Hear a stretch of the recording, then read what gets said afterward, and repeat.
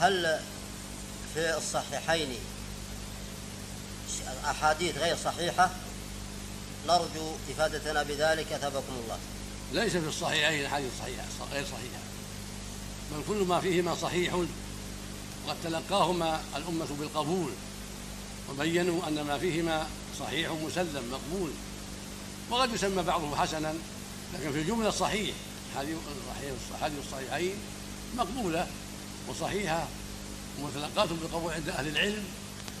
وهناك حديث واحد توقف بعض أهل العلم في قبوله في صحيح مسلم وقع فيه وهم، وهو حديث أبي هريرة أن النبي صلى الله عليه وسلم قال إن الله خلق التربة يوم السبت وعدد مخلوقات إلى أن قال وخلق آدم يوم الجمعة فجعل الخلق في 7 أيام.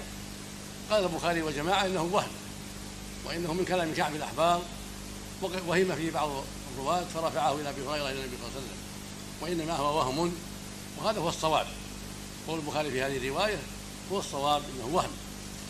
هذا الحديث في مسلم وهم من جهة الرفع. نعم. سائل يقول: لأن الله أخبر سبحانه أنه خلق السماوات والأرض وما بينهما في 6 أيام. هذا المتن الذي رواه من رواه عن أبي هريرة وهم، وإنما هو عن التابعي الذي رواه عن أبي هريرة عن كعب الأحبار. نعم.